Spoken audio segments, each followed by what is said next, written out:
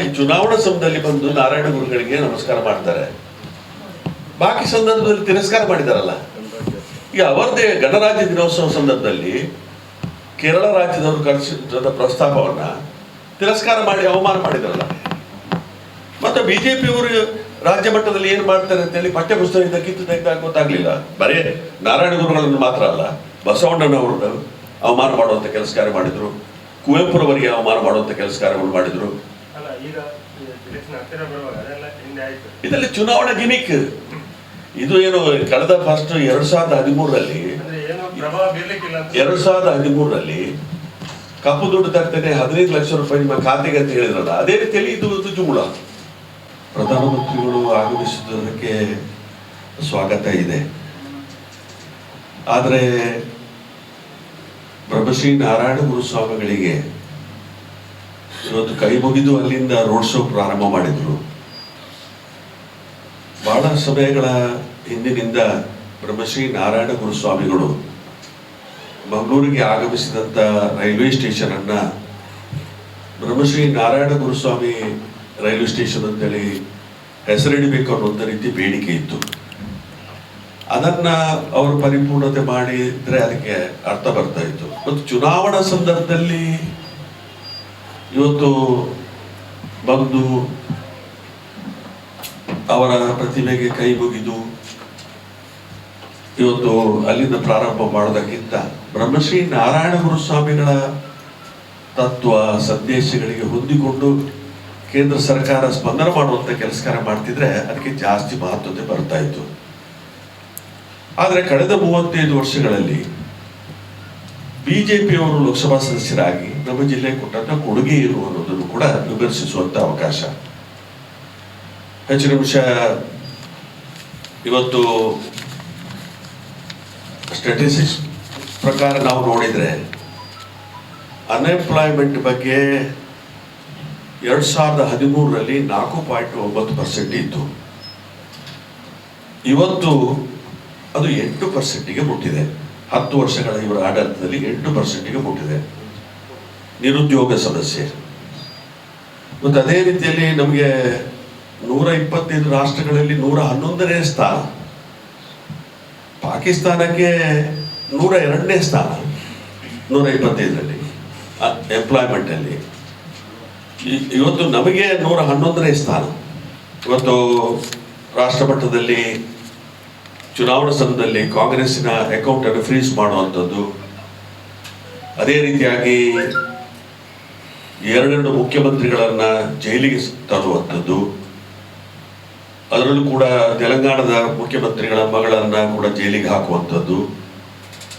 ಇವತ್ತು IT, ED, CBI ಉಪಯೋಗ ಮಾಡಿಕೊಂಡು ವಿರೋಧ ಪಕ್ಷವನ್ನ ದಮನ ಮಾಡುವಂತ ಕೆಲಸ ಕಾರ್ಯಕ್ಕೆ ಇವತ್ತು ಹೊರಟಿದೆ.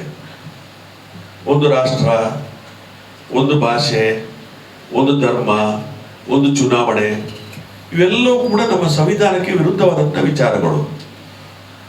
ಹೆಚ್ಚಿನ ಅಂಶ ನಮ್ಮ ಸಂವಿಧಾನಕ್ಕೆ ಅನೇಕ ಸಂದರ್ಭಗಳಲ್ಲಿ ಇವತ್ತು ಸಂಬಂಧಪಟ್ಟಂತ ಕೇಂದ್ರ ಸಚಿವರುಗಳು ಇವತ್ತು ಅಂತ ಹೇಳಿಕೆಗಳನ್ನು ಕೊಟ್ಟಿದ್ದಾರೆ, ಸಂವಿಧಾನವನ್ನು ಬದಲಾವಣೆ ಮಾಡ್ತೇವೆ ಅಂತ.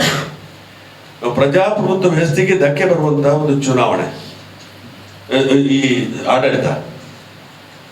ಈ ಸಂದರ್ಭದಲ್ಲಿ ನಾವು ಕರ್ನಾಟಕ ರಾಜ್ಯ ಸರ್ಕಾರ ಮೊನ್ನೆ ವಿಧಾನಸಭಾ ಚುನಾವಣೆಯಲ್ಲಿ ಏನು ಘೋಷಣೆ ಮಾಡಿತ್ತು ಅದನ್ನು ಅನುಷ್ಠಾನಕ್ಕೆ ತರುವಂತ ಕೆಲಸ ಕಾರ್ಯವನ್ನು ಮಾಡಿದೆ. ಹೆಚ್ಚಿನ ವಿಷಯ ಆ ಸಂದರ್ಭದಲ್ಲಿ ಚುನಾವಣಾ ಸಮಯದಲ್ಲಿ ಯಾರು ಕೂಡ ನಂಬಲಿಲ್ಲ. ಈ ಒಂದು ಗ್ಯಾರಂಟಿಯನ್ನು ಇದನ್ನು ಬೇಲಿಗೆ ಬಿಸಾಡಿ ಇದನ್ನ ಕಸದ ಬುಟ್ಟಿಗೆ ಹಾಕಿ ಆಗ್ಲಿಕ್ಕೆ ಹುಟ್ಟೋ ಹೋಗ್ಲಿಕ್ಕೆ ಹುಟ್ಟೋ. ನಮ್ಮಲ್ಲೊಬ್ಬರು ಜಿಲ್ಲಾಧ್ಯಕ್ಷ, ಬಿಜೆಪಿ ಜಿಲ್ಲಾಧ್ಯಕ್ಷ ಉಡುಪಿಯವರು ಹೇಳಿದ್ರು, ಒಂದು ವೇಳೆ ಇದು ಅನುಷ್ಠಾನ ಆದರೆ ನಾನು ತಲೆ ಬೋಡಿಸಿ ವಿಧಾನಸೌಧದ ಎದುರುಗಡೆ ಕೂರ್ತೇನೆ ಅಂತೇಳಿ. ನಾವು ಈ 5 ಗ್ಯಾರಂಟಿ ಕೂಡ ಅನುಷ್ಠಾನ ಆದ ನಂತರ ನಾವು ಇಲ್ಲಿಂದ ನಮ್ಮ ಕೊಪ್ಪದಿಂದ ಅಲ್ಲಿಯ ಶಾಸಕರು, ಅಲ್ಲಿಯ ಅಧ್ಯಕ್ಷರು ಎಲ್ಲ ಸೇರಿ ಎಲ್ಲ ಬ್ರ್ಯಾಂಡ್ಗಳ ಬ್ಲೇಡನ್ನು ಕೂಡ ಅವರಿಗೆ ಕಳಿಸ್ಕೊಟ್ಟಿದ್ದೇವೆ. ಅವರು ಕೊಟ್ಟಂತ ಆಶ್ವಾಸನೆ ಆದಷ್ಟು ಬೇಗ ಈಡೇರಲಿ ಅಂತ ಹೇಳಿ. ಕುಮಾರಸ್ವಾಮಿ ಅವರು ಮೊನ್ನೆ ಹೆಣ್ಣು ಮಕ್ಕಳು ದಾರಿ ತಪ್ತಾ ಇದ್ದಾರೆ ಅನ್ನೋದ್ರ ಬಗ್ಗೆ ಉಲ್ಲೇಖ ಮಾಡಿದ್ದಾರೆ. ಇವತ್ತು ಈ ಒಂದು ರೀತಿಯ ಹೇಳಿಕೆ ಹೆಚ್ಚಿನ ಅಂಶ ಇಡೀ ಮಹಿಳಾ ಸಮುದಾಯಕ್ಕೆ ಒಂದು ರೀತಿಯ ಕಳಂಕ ತರುವಂತ ಹೇಳಿಕೆ ಆಗಿದೆ. ಕುಮಾರಸ್ವಾಮಿ ಅವರು ಬಿಜೆಪಿಯ ಜೊತೆ ಮೈತ್ರಿ ಮಾಡುವಂತ ಸಮಯದಲ್ಲಿ ಮಣಿಪುರದಲ್ಲಿ ಯಾವ ರೀತಿಯ ದೌರ್ಜನ್ಯ ಆಗಿತ್ತು ಮಹಿಳೆಯರ ಮೇಲೆ, 76 ಮಂದಿ ಪ್ರಾಣ ಕೊಟ್ಟರು, ಬೆತ್ತಲೆ ಮೆರವಣಿಗೆ ಮಾಡಿದ್ರು ಮಹಿಳೆಯರನ್ನ. ನಮ್ಮ ದೇಶದ ಚರಿತ್ರೆಯಲ್ಲಿ ಎಂದೂ ಆಗದಂತ ರೀತಿಯ ಒಂದು ಘಟನೆ ನಡೆಯಿತು. ಗುಜರಾತ್ನಲ್ಲಿ ಬಿಲ್ಕಿಸ್ ಬಾನು ಅನ್ನುವಂಥ ರೀತಿ ಅವರ ಗಂಡನನ್ನ ಕೊಲೆ ಮಾಡಿ ಅವರ ಮೇಲೆ ದೌರ್ಜನ್ಯ ಮಾಡಿ ಆ ಆರೋಪಿಗಳಿಗೆ ಶಿಕ್ಷೆ ಆದರೆ ಅವರನ್ನ ಸರ್ಕಾರ, ಗುಜರಾತ್ ಸರ್ಕಾರ ಅವರಿಗೆ ರಿಲ್ಯಾಕ್ಸೇಷನ್ ಕೊಟ್ಟು ಅವರನ್ನ ಮೆರವಣಿಗೆ ತಂದು ಸನ್ಮಾನ ಮಾಡುವಂತ ಕಾರ್ಯಕ್ರಮ ಆಯಿತು.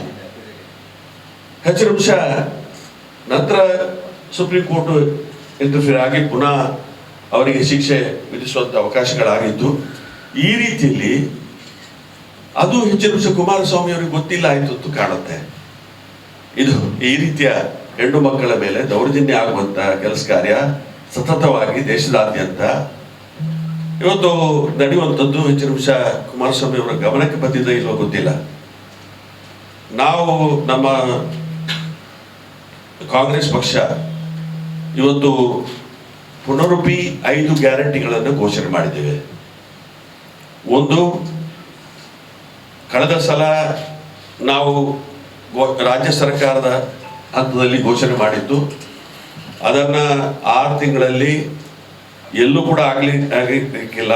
ಚುನಾವಣಾ ಸಮಯದಲ್ಲಿ ಕೊಟ್ಟಂತ ಭರವಸೆಯನ್ನು ಅಷ್ಟೊಂದು ಶೀಘ್ರವಾಗಿ ಮಾಡುವಂಥದ್ದು. ಇವಾಗಲೇ 15ಕ್ಕಿಂತ ಮಿಕ್ಕಿ ನಮ್ಮ ಏಮ್ ಇರುವಂಥದ್ದು 20ಕ್ಕಿಂತ ಮಿಕ್ಕಿ ಸ್ಥಾನವನ್ನು ಪಡಿಬೇಕು ಅಂತೇಳಿ ಇವತ್ತು ಅಂಥ ಒಂದು ಎಲ್ಲ ಸೂಚನೆಗಳನ್ನು ನಾವು ಕಾಣ್ತಾ ಇದ್ವಿ. ಇವತ್ತು ಆ ರೀತಿಯಲ್ಲಿ ಈ ಚುನಾವಣೆಯಲ್ಲಿ ಕಾಂಗ್ರೆಸ್ ಪಕ್ಷ ಕರ್ನಾಟಕ ರಾಜ್ಯದಲ್ಲಿ ಒಂದು ದಾಖಲೆಯನ್ನು ಮಾಡಲಿಕ್ಕಿದೆ. ಉಡುಪಿ ಚಿಕ್ಕಮಗಳೂರು 100ಕ್ಕೆ 100 ಪಾಲು ಗೆಲ್ತೀವಿ. ಅದೇ ರೀತಿಯಲ್ಲಿ ಇಲ್ಲಿ ಕೂಡ ಇವತ್ತು ಹೆಜ್ಜಿನಲ್ಲಿದ್ದೇವೆ. ಇನ್ನಷ್ಟು ಇವತ್ತು ಕಾಂಗ್ರೆಸ್ ಪಕ್ಷದ ಇದು ಬೆಂಬಲ ಕಾಣುವಂಥದ್ದು ಸ್ವಲ್ಪ ಚುನಾವಣೆಯ ಕಡೆಯ ಹಂತದಲ್ಲಿ ಕಾಣ್ತದೆ. ಆ ದೃಷ್ಟಿಯಲ್ಲಿ ಈ ಒಂದು ಸೀಟನ್ನು ಕೂಡ 100ಕ್ಕೆ 100 ಪಾಲು ಪಡೆಯುವಂತ ಒಂದು ಅವಕಾಶ ಇದೆ. ಬೇರೆ ಬೇರೆ ಪಕ್ಷಗಳಿಂದ ನಮಗೆ ಸೇರ್ಪಡೆ ಆಗುವುದರ ಮುಖಾಂತರ ಹೆಚ್ಚಿನ ಅಂಶ ಇನ್ನಷ್ಟು ಶಕ್ತಿ ನಮಗೆ ಬರಲಿಕ್ಕಿದೆ ಅಂತ ಹೇಳಿಕೊಂಡು ಇವತ್ತು ಸೇರ್ಪಡೆ ಆಗುವಂತ ಎಲ್ಲ ಮುಖಂಡರನ್ನು ಕೂಡ ನಾನು ಹೃತ್ಪೂರ್ವಕವಾಗಿ ಸ್ವಾಗತ ಮಾಡಿಕೊಂಡು ಅವರಿಗೆ ಶುಭ ಕೋರಿ ನನ್ನ ಒಂದೆರಡು ಮಾತು ಕೊಡ್ತೀನಿ. ಮೋದಿ ಬರ್ತಾರೆ ಅಂತ ಯಾರು ಬರುವವರು ಅಲ್ಲ. ಈಗ ಇವತ್ತು ರಾಹುಲ್ ಗಾಂಧಿ ಅವರು ನಾಳೆ ಇಲ್ಲಿ ಮಂಡ್ಯ ಮತ್ತು ಕೋಲಾರ ಬರ್ತಾ ಇದ್ದಾರೆ. ಬೇರೆ ಬೇರೆ ನ್ಯಾಷನಲ್ ಲೆವೆಲ್ ಸ್ಟಾರ್ ಕೂಡ ಬರ್ತಾ ಇದ್ದಾರೆ. ಮುಖ್ಯಮಂತ್ರಿಗಳ ಕಾರ್ಯಕ್ರಮ ಸ್ವಲ್ಪ ಮುಂದೆ ಹೋಗಿದೆ. ಮುಖ್ಯಮಂತ್ರಿಗಳದ್ದು ಕೂಡ ಇಲ್ಲಿ ಕಾರ್ಯಕ್ರಮ ಇದೆ, ಇವತ್ತಿತ್ತು. ಅಲ್ಲಿ ಪುತ್ತೂರಿನಲ್ಲಿ ಜಾತ್ರೆ ಇರುವ ಕಾರಣ ಅದನ್ನು ಮುಂದುವರಿಸುವಂತ ಅವಕಾಶ ಆಗಿದೆ. ಮುಖ್ಯಮಂತ್ರಿಗಳದ್ದು ಕಾರ್ಯಕ್ರಮ 20ರ ನಂತರ ಕೊಡ್ತೇನೆ ಅಂತ ಹೇಳಿದ್ದಾರೆ. ಬ್ರಹ್ಮಶ್ರೀ ನಾರಾಯಣ ಗುರು